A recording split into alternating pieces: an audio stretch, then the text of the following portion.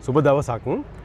අපි සම්බන්ධ වෙලා ඉන්නේ අපි මේ මෑතක ඉඳලා පාස්කු විමර්ශනයේ ප්‍රගතිය සම්බන්ධයෙන් වීඩියෝ මාලාවක් කරන්න ආරම්භ කළා. එහි දෙවන වීඩියෝ සමග තමයි ඔබ සම්බන්ධ වෙලා ඉන්නේ. අපි කලින් වීඩියෝදී ඔබට මතක් කරා ඒ වෙනකොට පාස්කු විමර්ශනවල අධිකරණයෙන් දීපු යම්කිසි තීන්දුව තීරණ කීපයක් නිසා යම්කිසි ආందోලනාත්මක තත්ත්වයක් සමාජයේ නිර්මාණය වෙලා තිබුණා. ඒ මොකද ඒ වෙනකොට සලේ හිටියේ රෝහල්ගත වෙලා සහ ඒ සමගාමීව පිටකොටුවේ යම්කිසි පිරිසක් සත්‍යග්‍රහයක් ආරම්භ කරලා තිබුණා අට්ටාලයක් ගහගෙන. දැන් මේ වෙනකොට මේ අට්ටාලය අකුලගෙන ගිහිල්ලා කිසියම් විදිහක වෙනස් තත්ත්වයක් නිර්මාණය වෙලා තියෙනවා. ඉතින් මේ නිර්මාණය වෙච්ච තත්ත්වය ගැන සාකච්ඡා කරන්න අවශ්‍යයි කියලා හිතුණා. ඒත් එක්ක මාත් එක්ක එකතු වුණා අපේ ගාමිණී අයියා. අයිබෝන් ගාමිණී අයියේ. අයිබෝන් පතරම. මේ දැන් මතුවලා තියෙන තත්ත්වය ගාමිණී අයියේ පොඩ්ඩක් පැහැදිලි කරගමු. දැන් අපි එදා කතා කරා වගේ ඒ වෙනකොට සලේ හිටියේ රෝහලට ඇතුළත් කරා වගේ. ඊට පස්සේ ඒකෙදී මතුවන කාරණේ තමයි එයාට අපි කතා කරා ඒකෙදී එයාට ශාරීරික අඩන්තේට්ටම් කරා. ඒ නිසා එයා රෝහලට ඇතුළත් කරන්න වුණා කියලා එක මතයක්. දෙවනි මතය අපි ඒකෙදි ගාමිණී අපි මතක් කරා මම හිතන්නේ ගාමිණී කිව්වා මේක ඇවිල්ලා අධිකරණයෙන් දීපු තීන්දුවක් නෙමෙයි. අපරාධ පරීක්ෂණ දෙපාර්තමේන්තුව විමර්ශකයන් විසින් කරපු ඇතුළත් කිරීමක්. ඒක එහෙමම තමයි. ඒක එහෙමම තමයි. ඒක තම වෙනස් වෙලා නැහැ. දැන් එතකොට ඒකෙදි මතු කරපු කාරණා දෙකක් තිබුණා. එකක් තමයි උපවාසයක් ආරම්භ කරා. ඒ උපවාසය ආරම්භ කරේ PTA එක නැත්තම් ප්‍රස්ත විමර්ශන පනත අයින් කරගන්න. ඔය කියන්නේ සලේ. ඒක නිසා අසාධ්‍යයටපත් වුණා කියලා එකක්. ඊළඟ දේශපාලඥයෝ විසින් ඉදිරිපත් කරපු කාරණාවක් තමයි මේ ප්‍රහාරයක් කියන්නේ අර අපි කිව්වොත් අර ගුද මාර්ගයට ටෝච කරලා එම කරා කියලා. නමුත් ඒ දෙකම බොරු කියලා අද වෙනකොට පැහැදිලිලා තියෙනවා. දැන් ඒ අතරතුර තමයි අර අට්ටාලයකට නැගලා මේ පිටකොටුවේ මේ දේශපාලඥයෝ ගම්මපිල විමල් වීරවංශ ඊගාවට කවුද දිලිජ් ජවීර ඒ වගේ අය මේ දේශපාලඥයෝ විදිහට මේක සමාජය ඇතුලේ මතු කරගන්න උත්සාහ කරා. මේ අසාධාරණ විදිහට මේ ටෝච කරලා මේ බලෙන් සාක්ෂි ගන්න හදනවා කියලා. ඔව් අපි එතන දැකපු දෙයක් තමයි කවුනේද? තිර පිටපත ලස්සනයි. ඔව් තිර පිටපත ලස්සනයි. නමුත් මේක නාට්‍ය රංගනයේ යොදා ගන්න බැරි වුණා. මිනිස්සුන්ට පෙන්න ගන්න බැරි වුණා. මිනිස්සු ඉතින් ප්‍රතික්ෂේප වුණා. ඊට නාට්‍ය අකුලගෙන මගෙදි ගියා වගේ කතාවක් දැක්කේ. ඒ කියන්නේ දැන් අර ඉස්සෙල්ලා තනි පුද්ගලයෝ ඇහිල්ලා විරෝධය ප්‍රකාශ කරා. ඒක තව ටිකක් දුර ගියා නම් මීගමුවේ කටුවාපිටියේ පිරිස් ඒ කියන්නේ සංවිධානාත්මකව එන්න උත්සාහ කරා පිටකොටුවට. ඔව්. ඒ කියන්නේ ඒගොල්ලන්ගේ ඉල්ලීම තිබුණේ මේ පරීක්ෂණය කරන්න ඉඩ දෙන්න කියලා. ඒ කියන්නේ කවුරුත් ඒගොල්ලෝ කිව්වේ නෑ මේ සලේ මේ වැරදිකාරයෙක් කියලා. පරීක්ෂණය ඉදිරියට ගෙනියන්න ඉඩ දෙන්න මේ බාධා කරන්න නැතුව කියලා.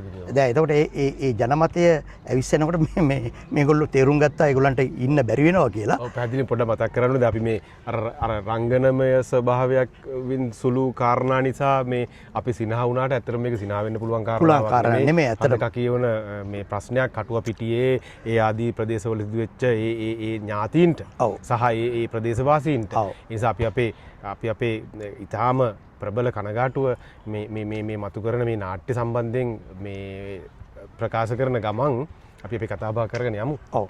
ඊගාවට පතරමලි ඊගාවට මතුනේ දැන් ඒගොල්ලොන්ගේ ඒ ක්‍රියාකාරීත්වය පසුබහින්න උනා ජනතාවගේ මැදිහත් වීම උඩ. ඔව්. ඇත්තටම මැදිහත් වෙන්න ඉස්සෙල්ලා. ඒ කියන්නේ යම් ප්‍රමාණයකට හාහුවක් එනකොට ඒගොල්ලෝ අකුල ගත්තා. අනිවාර්යයෙන්. දැන් දෙවනි වටේ නැවත ආරම්භ කරලා තියෙනවා ඒගොල්ලෝ අර අට්ටාල වලට නැගලා නෙමෙයි. මේ සමාජ මාධ්‍ය තුල සහ ඒගොල්ලන්ට තියෙන ජාතික මාධ්‍ය ප්‍රයෝජනයට අරගෙන මේක සම්පූර්ණම මේ අඩාල කරන්න මේ පරීක්ෂණය. ඒකදී ඒගොල්ලෝ තෝරගෙන තියෙනවා දෙන්නෙක් විශේෂයෙන් රවි සිරිවර්ධන ඊගාවට රවි සෙනවිරත්න ඊගාවට ශානියා අබේශේකර ප්‍රධානම කී පොයින්ට් දෙක. ඒ කියන්නේ CID එකේ අධ්‍යක්ෂ ශානියා අබේශේකර එයා තමයි මේක මැදිහත් වෙලා ඉන්නේ. එතකොට දැන් මේ දෙන්න දේශපාලනික පරිගැනීමක් කරන්න හදනවා කියන එක තමයි මේ සමාජ විඥාණයට දාන්න හදන්නේ. අලුත්ම එක. දැන් ඒකෙදී ඒගොල්ලෝ පාවිච්චි කරනවා සමාජ මාධ්‍ය පාවිච්චි කරනවා ජාතික මාධ්‍ය පාවිච්චි කරනවා හැම සිද්ධියක් මොකක් හරි පියවරක් ගන්නකොට මේකට විශාල ඒ කියන්නේ ඒකට ප්‍රති අදහසක් ඉදිරිපත් කරනවා. දැන් උදාහරණයක් ගත්තොත් දැන් අපි කතා කර යුත්තේ අර ඒගොල්ලෝ උත්සාහ කරාට මේ ඒ කියන්නේ ටෝචර් කරලා ශාරීරිකව වැටිලා තියෙනවා කියලා එක ඒගොල්ලන්ට ඔප්පු කරන්න බැරුණා. දෙවෙනි එක ඒගොල්ලෝ කිව්වා ඒගොල්ලෝ මේ අර ප්‍රශ්න කිරීම සහ නොයෙකුත් වද මේ කියන්නේ නොයෙකුත් ආකාරයට කටයුතු කිරීම නිසා මෙන්ටලි ප්‍රශ්නයක් තියෙනවා කියලා. ඒ කියන්නේ ශාරීරිකව නැතුව මේ මානසික ප්‍රශ්නයක් ඇති වෙලා තියෙනවා කියලා. දැන් ඒකට පිළියමක් විදිහට තමයි මේ අධිකරණය ඉදිරිපත් කරේ පංච පුද්ගලයන්ගෙන් සැදුරුලත් විශේෂඥ වෛද්‍ය මණ්ඩලයක් මෙයාව පරීක්ෂා කරන්න. දැන් ඒක ඉදිරිපත් කරා විතරයි විශේෂයෙන් මම එක්කෙනෙක්ගේ නමක් කවුද පතිරණවල තව කියන්න පුළුවන් මට විශේෂයෙන් මතක් කළ යුතු එක්කෙනෙක් තමයි මේ මහින්ද පතිරණ කියලා. මහින්ද පතිරණ කතා කරන්න ගොඩක් දේවල්. මහින්ද පතිරණ. ඔහු ඇවිල්ලා මේ සමාජයේ පෙන්වන්නේ මේ බුද්ධිමතෙක් නැත්තම් මේ උගතෙක් බුද්ධිමතෙක් නෙමෙයි. උගතෙක් විදියට පෙන්වන්න හදලා එයා කියන්නේ හරි එයා කතා කරන්නේ හරීම හිමින් හරි තර්කානුකූලව දේවල් මතු කරනවා. ඉතින් මිනිස්සු යම් ප්‍රමාණයකට රැවටෙනවා මෙයා මේ කියන දේවල් වලට. වෙන්න පුළුවන්. ඇත්තටම එයා ඉදිරිපත් කරන කාරණා දෙකක් තියෙනවා. ඒ තමයි මේ පරීක්ෂණය රවි සෙනවිරත්න හෝ ශානි සම්බන්ධයෙන් කරොත් මේක සම්පූර්ණ වැරදි දේශපාලන අතගැසීමක් කියලා තමයි ඒගොල්ලෝ පෙන්වන්න හදන්නේ. ඔව්. ඒකට උදාහරණයක් එයා දෙනවා මේ දෙන්නට එරෙහිව අධිකරණයේම නඩු පැවරීමක් කළ යුතුයි කියලා කොමිටියකින් කොමිෂන් වාර්තාවක් කොමිටි වාර්තාවක් ඉදිරිපත් වෙලා තියෙනවා කියලා. දැන් ඕක ඔයිට ඉස්සෙල්ලා ඉදිරිපත් කරේ ගම්මන්පිල. ඔව්. මොකද්ද ඇත්තටම ওই වාර්තාව? ඒක තමයි. දැන් අපි අන්නේ දැන් මේගොල්ලෝ ඉදිරිපත් කරනකොට මිනිස්සුන්ට තේරෙන්නේ මේක ඇත්තනේ සබාවක් වගේ ඉන්න මිනිස්සුන්ට. ඔව්. දැන් ඇත්තටම මේ පාස්කු ප්‍රහාරය පිළිබඳව විමර්ශනය කිරීමට පත් කරපු ජනාධිපති කොමිෂමක් තියෙනවානේ. ඔව්. ඒක පත් කරේ කවුද අපේ මෛත්‍රීපාල සිරිසේන ඉන්න කාලේ. ඔව්. දැන් ඒ වාර්තාවේ ඒ කොමිෂන් සභාව වාර්තාවේ කිසිම තැනක ශානි අබේසේකර රවි සෙනවිරත්න කියන දෙන්නට වගකීමක් පැහැර හැරියා කියලා හෝ කිසිම විදිහක චෝදනාවක් ඒක ඇතුලේ නැහැ. එතකොට ඒ අනුව පැහැදිලිවම ජනාධිපති කොමිෂන් සභාවෙන් ඒගොල්ලෝ කිසිසේත්ම වැරදිකරුවන් හෝ වගකිය යුතු පුද්ගලයන් විදිහට සලකලා නැහැ. ඔවුන් සියලු දෙනාම ඇවිල්ලා සාක්ෂි සටහන් ඔවුන්ගේ ප්‍රකාශ ලබා දුන්නා ඒ කොමිසම විශාල මම හිතන්නේ රවි සෙනවිරත්න රහස්‍ය මේ තොරතුරු ප්‍රමාණිකුත් ලබා දුන්නා.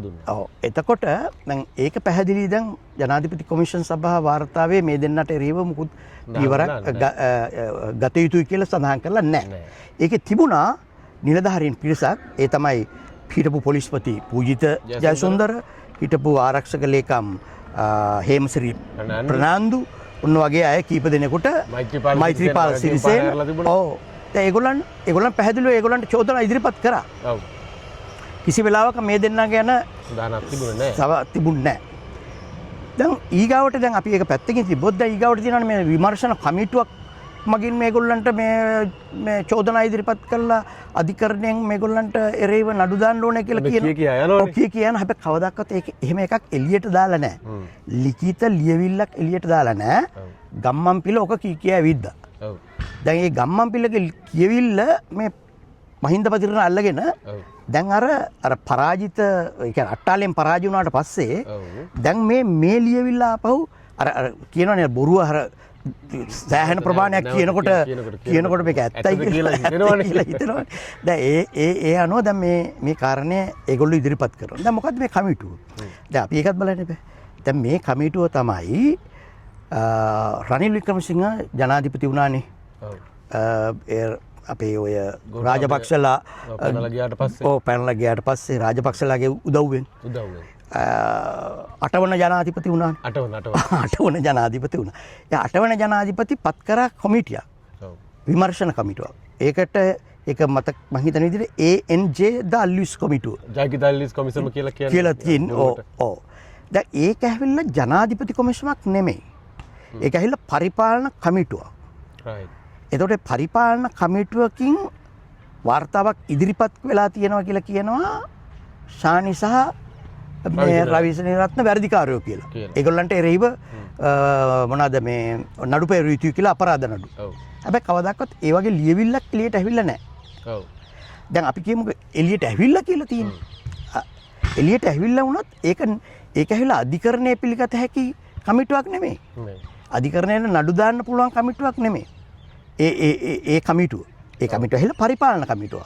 දැන් මේ දෙක පටලෝලා මිනිස්සුන්ව මුලා කරන්න. නැත්නම් මිනිස්සුන්ව සම්පූර්ණයෙන් මිනිස්සුන් හිතාගෙන ඉන්න දේවල් වලින් වෙනත් අතකට මේක යොමු කරන්න. මේ විශේෂයෙන් මේ පරීක්ෂණ අඩාල කරන්නට මේ කියන්නේ පරීක්ෂණ කරන දෙන්නා වැරදිකාරයෝ කියලා පෙන්වන්න තමයි මේ සැලසුම ක්‍රියාත්මක වෙන්නේ. දැන් ඒක කාරණාවක් විදිහට තමයි අර මේගොල්ලෝ එකපාරටම කිව්වේ අර 5 දෙනා පත් කර ගැනීම JVP එකේ වෛද්‍යවරු 5 දෙනෙක් කියලානේ මේ පටන් ගත්තේ. ඔව් ඔව් ඔව්. එතකොට ඒක කිව්වේ 8 වෙනිදාද 6 වෙනිදාද? ඔව්. එනෑ 11 වෙනිදා මහින්ද පතිරණ 12 වෙනිදා සමාවිල්ල මට සමා වෙන්න කියලා මහා හැල්ලක් දාලා තිබුණා මූණු පොතේ. ඔව්. දැන් අද වෙනකොට තත්ත්වය පතිර මල්ලි දන්නවනේ මොකද්ද වෙලා තියෙන්නේ කියලා. ඔව්. දැන් මහින්ද පතිරණ එක් වතාවක් පමණක් නෙමෙයි මහින්ද පතිරණ මෑත කාලේ ඔය මහින්ද රාජපක්ෂ නෙමෙයි ගෝඨාභය රාජපක්ෂ ආණ්ඩුවෙන් දේශපාලනට පිවිසෙනවනේ. ඔව්. දේශපාලනට පිවිසිලා මේ මොන හරි මං හිතන්නේ ඥාතිකමක් හරි මොන හරි සම්බන්ධතාවයක් ඇති. පිවිසිලා මේ එදා ඉඳලම කරේ සමාජයේ ඇත්තටම පේන බොරු කියලා පිළිගන්න පුළුවන් කාරණා ඇත්ත විදිහට මිනිසුන්ට ගම්ම්‍ය කරන්න අවශ්‍ය කරන අර තමන්ගේ න්‍යායන් කටහඬ ඒ භාවිතා කරමින් ඒක සමාජගත කිරීම තමයි එයාට දීලා තිබිච්ච කාර්යය.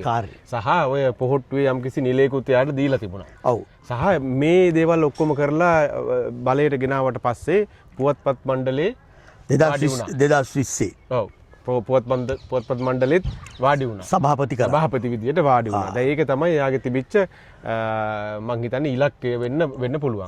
නමුත් දැන් මේ දේවල් නිසා නැත්නම් මේ ලබාගත් වරප්‍රසාද නිසා අද වෙනකොටත් දැන් මහින්ද පතිරණට සිද්ධ වෙලා තියෙනවා තමන්ගේ අධ්‍යාපනය තමන්ගේ අර උසස් විඥානයේ සියලු දේ පාවල දීලා අර රාජපක්ෂවරුන්ට කඩේ යන්න. මට මතකයි ගාමිණී මම ඔය මහින්ද පතිරණ ගැන සාකච්ඡා කරනකොට මහින්ද පතිරණ මගේත් විශ්වවිද්‍යාලේ මම ශිෂ්‍යයෙක් වෙලා ඉන්නකොට සබරගමු විශ්වවිද්‍යාලයේ කෘෂි විද්‍යා පීඨේ මහින්ද පතිරණ සමාජ ජීව විද්‍යා පීඨයේ මම හිතන්නේ භාෂා හරි ජර්මන් භාෂාව මොන හරි කතිකාචාර්යවරයෙක්.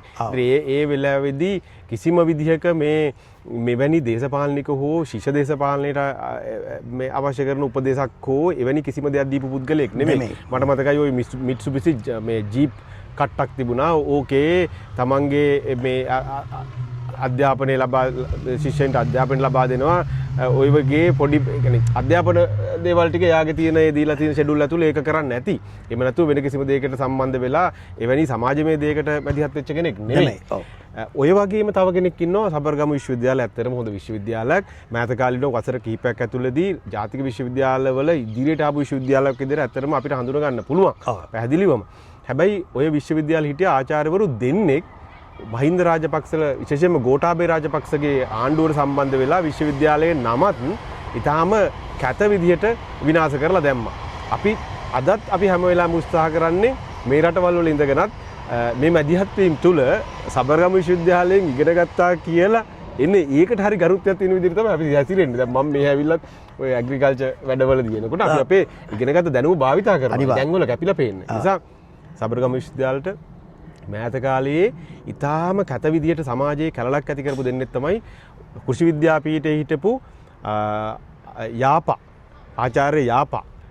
ඊට පස්සේ ඔය මහින්ද පතිරණ යාපා ගෝඨාභය රාජපක්ෂට මේ කාබනික ගොවිතැන ගැන කී පැහැදිලි කරලා දෙන්න ගියා ඔය අර ළමා රෝග විශේෂඥ පාදිනියත් එක්ක එකතු වෙලා. පාදිනියත් එක්ක එකතු වෙලා එක වෙලාවක කියනවා දැන් ඔය ડોක්ටර් යාපලම තමයි අපිට කියලා දුන්නේ මේ පස නිර්මාණය වෙන්නේ පහළ සිට ඉහළටය කියලා.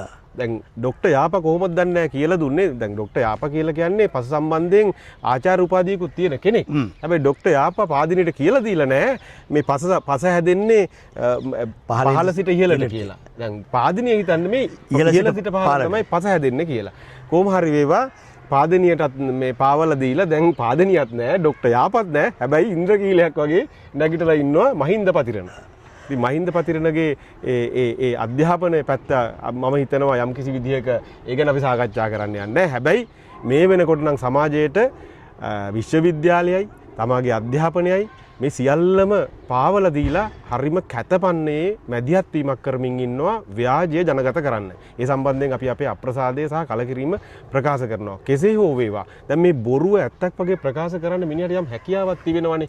ඔන්න ඕක තමයි දැන් පාවිච්චි කරන්නේ. හැබැයි ඒකත් මොකටද මේ වෙලාවේ හද කකියන ප්‍රහාරයකට ඊටාම මෙලෙච්ච ප්‍රහාරයකට යුක්තිය ඉටු වෙලා නැති වෙලාවක වසර 7කුත් ගත වෙලා කිසියම් විදිහක මේ රජය නිලධාරීන් මැදිහත් කරගෙන එහි ප්‍රගතියකට යන ගමනක තමයි ඉන්නේ. මේ ගමන යනකොට අපිට පුළුවන් මේ සිදුවෙන සිදුවීම් සියල්ල නීත්‍යානුකූල නොවන පාරක නම් යන්නේ. අපි මොකද්ද කරන්න ඕනි? ඒකට පාත් එකක් තියෙනවා. අන්න හරි. ඒ කියන්නේ මේ ප්‍රෙස් කොන්ෆරන්ස් තියලා මිනිස්සු ගෙන්නලා නාට්‍ය පෙන්නලා මේක ජනගත කිරීමට වඩා අධිකරණයට එන්න, අධිකරණය මොනවද තීන්දුව తీරන අධ්‍යයනය කරන්න, අධ්‍යයනය කරලා ප්‍රකාශ දෙන්න. අධිකරණයෙන් මොනවා හරි තීන්දුවක් දුන්නාට පස්සේ ඒක විවේචනය කරන්නේ කිසියම් විදිහක අර ගමේ ගොඩේ ඉන්න නොදැනුවත් වෙන හරි පුද්ගලයෙක් කියන්නේ ඒ විදිහට. ඒ නිසා මහින්ද පතිරණ මම හිතන්නේ මේ ආගේ අධ්‍යාපන පසුබිමයි සමාජය තියෙන දැනුමයි මේ ඔක්කොම ගත්තාට පස්සේ මේ කියු ප්‍රකාශය සම්බන්ධයෙන් කිසිම විදිහක සමාවයක් දිය යුතු නැහැ.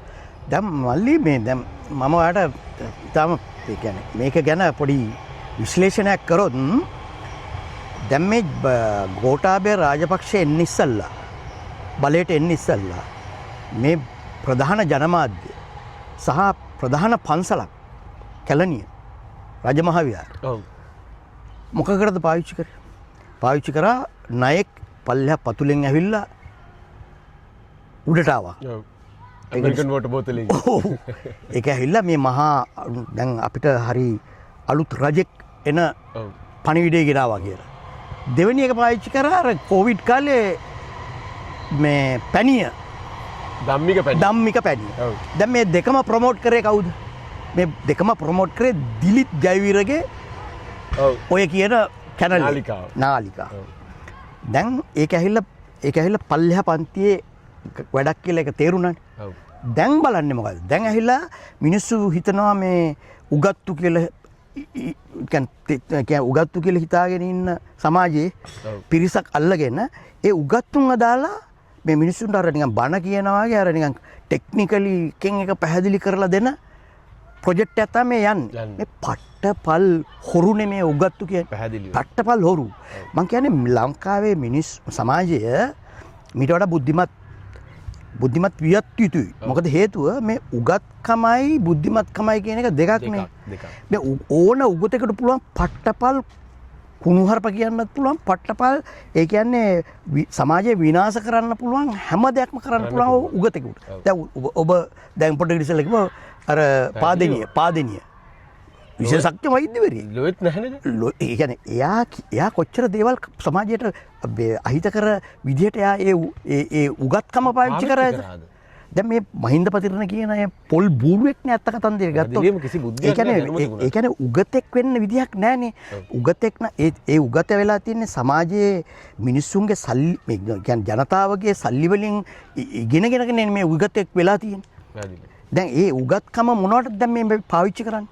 මේ පාවිච්චි කරන්නේ අපිට කිසිම ආගමක් මිනිස්සු මරුණා කියන එක නෙමෙයි අපිට තියෙන ප්‍රශ්නේ.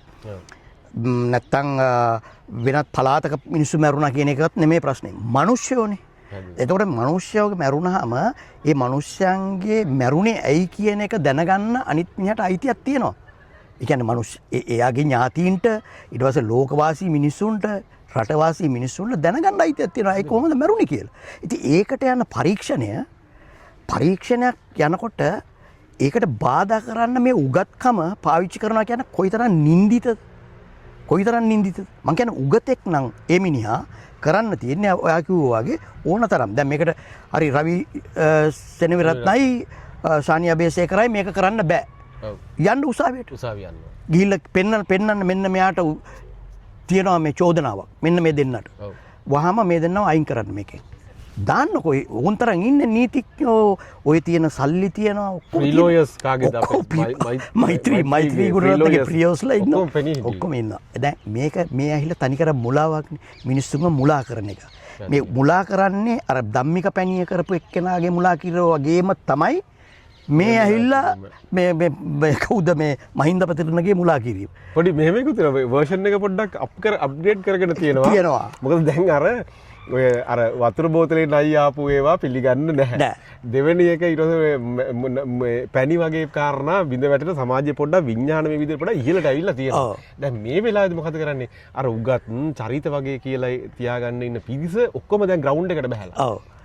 දැන් වෙනම ගේම් එකක් තමයි මේ ප්ලේ කරමින් ඉන්නේ. අපේ වගකීම තමයි ඇත්ත යුක්තිය විශ්වාස කරන මිනිස්සුන්ට මේ එලියට බැහැලා ඉන්න මිනිසුන්ගේ පොදු ලක්ෂණ කීපයක් දකිනවා. පොදු ලක්ෂණ කියන්නේ ඇත්තටම අයියා කිව්වා වගේ මහා හොරු. ඔව්. පට්ටපල් හොරු ප්‍රතික්ෂේප වෙච්ච මිනිස්සු. ඇන්ටිජන් කෝවිඩ් හැදිලා මේ ලෝකේ මිනිස්සු මැරෙද්දි වෙන රටවල් නොමිලේ ඒ සේවාව කරද්දි ඇන්ටිජන් වලට හොරාකාපු මිනිස්සු. ඒ මිනිස්සු මේ ව්‍යවසායිකයෝ නෙමෙයි. ඔව්. ව්‍යවසායිකයෝ නෙමෙයි. මම දැන් ඔන්න උතන්ට එන්නේ අයියේ. දැන් අපි මහින්ද පතිරණගේ සම්බන්ධයෙන් සාකච්ඡා කරන්නේ. දැන් මේකේ 5 දෙනෙක් ඉන්නවානේ. මහින්ද පතිරණ, දිලිත් ජයවීර, උදේගම්මප්පිල, විමල් වීරවංශ සහ අර කුරුණෑගල හාදයා කවුද නමත් මතක නැහැ. අසංක නවරත්න. විජේ කුමාර තුංගටත් මහජන පක්ෂයටත් නින්දාව නායකයලු දැන්. හරිද?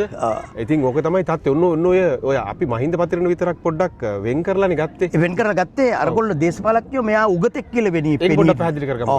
ඒක නිසා දැන් අපි ඇත්තටම දැන් අනිත් 5 දෙනාම ගත්තොත් දේශපාලඥයෝනේ. දැන් දිලිත් ජයවීර දේශපාලඥයෙක්නේ. ප්‍රධාන මිනිහෙක්නේ දැන් පක්ෂයක. දැන් මේ මහින්ද පතිරණ දේශපාලඥයෙක් නෙමෙයිනේ.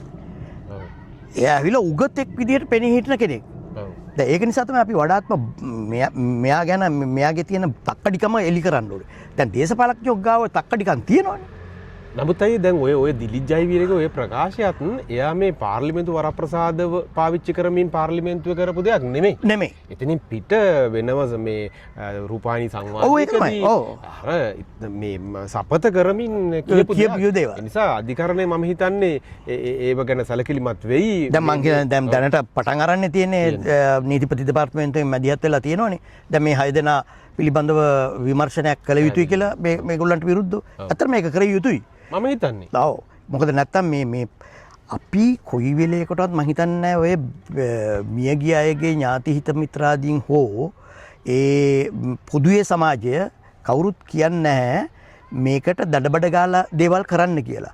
දැන් ඒගොල්ලෝ අවුරුදු ගාණක් තිස්සේ බලාගෙන හිටියා මේක පරීක්ෂණය හරියට යනවා. දැන් මේ පරීක්ෂණය යනකොට මේක අඩාල කරන්නේ නැතුව ඒ පරීක්ෂණයට යන්න ඉඩ දෙන්නකෝ.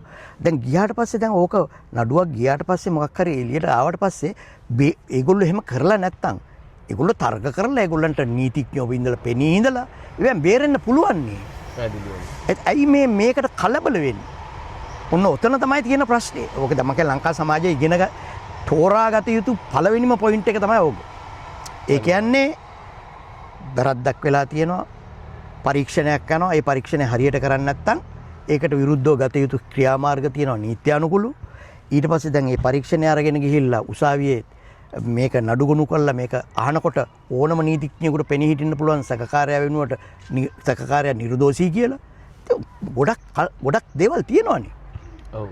මට පේන විදිහටයි දැන් ඔය තිරපිටපතේ දෙවනි කොටස තමයි මේගොල්ලෝ පටිගත කරමින් ඉන්නේ රඟ දක්වමින් ඉන්නේ. හැබැයි ඉදිරියට තව කොටස් තියෙනවා. ඒ නිසා සමාජය දැනුවත් කරන පුද්ගලයෝ විදිහට අපිට තියෙන වගකීමක් තමයි මේ දේවල් සම්බන්ධයෙන් මේ සමාජයට ඇත්ත කියලා දැනුවත් කරන එක. සහ පුද්ගලයෝ කවුද කියලා මේ පැහැදිලි කරගන්න එක. අපේ සමාජයටත් මතක නැහැ මේ පුද්ගලයන්ගේ අතීතයේ සිදුවීම් මතක නැහැ. ඒ නිසා මොකද අපි දකිනවා දැන් මේ සමහර වෙලාවට අපිත් සමග විශ්වවිද්‍යාලවල හිටපු කියපු කරපු කට්ටියත් අපිත් සමග කතා කරනවා මේ ගොබෙල්ස් වගේ මේක කියා යනකොටම ඇත්තටම මේ බුද්ධ්‍යංශයේ මේ නිලධාරියා මේ මෙහෙම කියලා සාකච්ඡාවකට එනවා.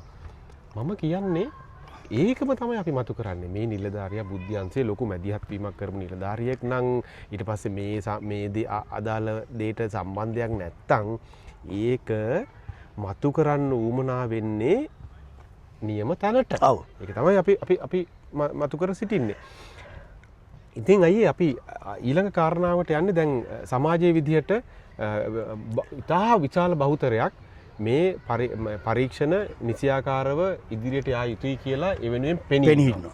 අපි මේ පැරිසියෙත් අපි දැක්ක මේ දේවල් අපි සමාජගත කරමින් ඉන්නකොට ජනතාව ඒකරාශි වෙමින් පාස්කු ප්‍රහාරයේ වින්දිතයන්ට යුක්තිය ඉෂ්ට කරන්න අවශ්‍ය මැදිහත් වීම කරන්න කියලා මං හිතන්නේ රජයට ඉල්ලීමක් කරමින් යම් කිසි උද්ඝෝෂණයක් පවත්වන්න සාකච්ඡා කරලා තියෙනවා. ඉතින් පැහැදිලිවම ඒවා හොඳ කාරණා, ප්‍රගතිශීලී කාරණා. ඒ සමාජයක් විදිහට අපිට අපේ කරන්න පුළුවන් කැපකිරීම කරන්න අවශ්‍යයි. ඒ නිසා අපි සියලු දෙනාගෙන්ම පැරිසියේ ජීවත් වන සියලු දෙනාගෙන්ම ඉල්ලීමක් කරනවා. ඒ දේවල් වලට සම්බන්ධ වෙලා මේ වින්දිතයන්ට යුක්තිය ඉෂ්ට කරන්න අවශ්‍ය කරන බලකිරීමත් ඒ වගේම අපි අදහන විශ්වාස කරන යම් ආගමික සංකල්ප වේ නම් ඒ ඔස්සේත් යම් කිසි විදිහක යාඥා කිරීමක් සිද්ධ කරන්න කියලා. අපි අවසාන කොටසට ආවොත් මේ ගාමිණී අයියේ මම දැන් පුයි විඩාඩියක් දෙන්න. දැන් අපි කිව්වේ පැරිසිය සූදානම් කරලා තියෙනවානේ පැරිසියේ ජනතාව විසින් යම් උද්ඝෝෂණයක් ඉදිරියේදී සූදානම් කරලා තියෙනවා.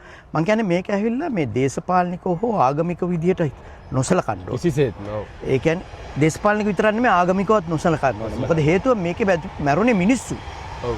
ඒ මිනිස්සු ක්‍රිස්තියානිද, බුද්ධාගමේද, හින්දුද, මුස්ලිම්ද කියන අපිට අදාළ නැහැ. මනුෂ්‍ය විදියට මේ තිරිසන් ක්‍රියාව අපි හෙලා දකිනවා නම් ඒ තිරිසන් ක්‍රියාව කරපු මිනිස්සුන් සොයා ගැනීම සඳහා යන පරීක්ෂණය අඩාල කරන්න කිසි කෙනෙක් කැමති නොවිය යුතුයි. එතකොට ඒකෙදි දේශපාලනය JVPද, ශ්‍රී ලංකාද, ඊගාවට සජබේද, UMPද, මුස්ලිම් කොංග්‍රසයේද අරවාද මේවද අදාළ නැහැ. මේක ඇහිල්ලා මනුෂ්‍යයන්ගේ ප්‍රශ්නයක්. තිරිසන් විදිහට මිනිස්සු ඝාතනය කරපු ප්‍රශ්නයක්. මනුෂ්‍යත්වය අපි ඒ කියන්නේ ඕනම දැන් උදාහරණයක් විදිහට අපි දැක්කනේ සමහර පක්ෂවල ඉන්න අය අද ඒ පක්ෂේ හෙට අනිත් ඒ පහුගියදා උදේට අනිත් පක්ෂේ. එතකොට ඒ නිසා ඒගොල්ලන්ට නිදහස තියෙනවා. දැන් මේකේ ප්‍රශ්නේ තියෙන්නේ මනුෂ්‍යත්වයේ පිළිබඳ ප්‍රශ්නයනේ. ඒක නිසා අපි හැම පක්ෂයකම අය මේකට ඇත්තටම මේ තිරිසන් ක්‍රියාවට ඒ කියන්නේ මිනිස්සුව ඝාතනය කිරීමට විරුද්ධ නම් මේකට පරීක්ෂණය යන්න ඉඩ දෙන්න ඕනේ. දෙන්න ඒවට සම්බන්ධ වෙලා තමන්ගේ සහයෝගය දෙන්න අවශ්‍යයි.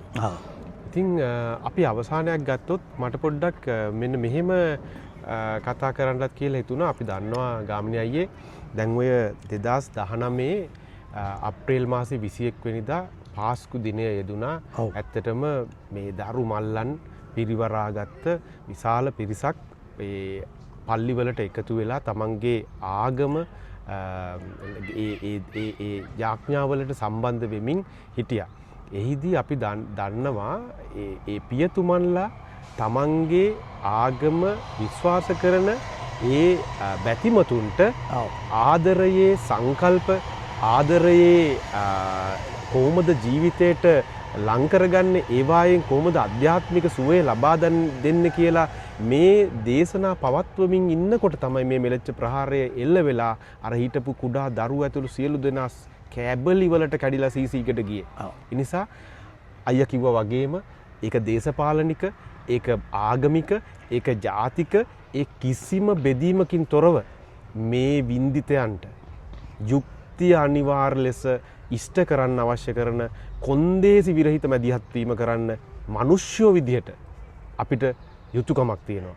අන්න ඒක අපි ඇස් අයාගෙන ඉදිරියටත් බලාගෙන ඉන්නවා. ඒ සම්බන්ධයෙන් මහින්ද පතිරණලා ඒ වගේ අදූෂිත කල්ලි මොන විදිහට මේ සමාජයේ බොරු මත ප්‍රචලිත කරලා සමාජ රැල්ලක් ඇති කරන්න උත්සාහ කළත් අපි අපට පුළුවන් විදිහට අපේ හඬ භාවිතා කරලා ඒ රැල්ල එහෙම නැත්නම් ඒ සමාජ බොරු මතය බිඳින්න අවශ්‍ය කරන මැදිහත් වීම මේ වීඩියෝ හරහාත් ඊට පස්සේ සමාජයේ අපි පැතිරෙමින් ඉන්නකොට සමාජය එකිනෙකා දැනුවත් කරමිනුත් අපි සිදු කිරීමට බලාපොරොත්තු වෙනවා. ඉතින් මෙහි මේ පාස්කු විමර්ශනයේ ඉදිරි දැනුවත් කිරීම ඉදිරි විමර්ශනවල ප්‍රගතිය ඔබට ඉදිරිපත් කරන බලාපොරොත්තුවෙන් අපි අද දවසේ ඔබෙන් සමුගන්නවා. විනාඩියක් මේකේ කාරණා දෙකයි තියෙන්නේ. එකක් මේ ම්ලේච්ඡ මිනිස් ඝාතනයට විරුද්ධ නම් ඒක වෙනුවෙන් පෙනී හිටින්න ඕන. දෙක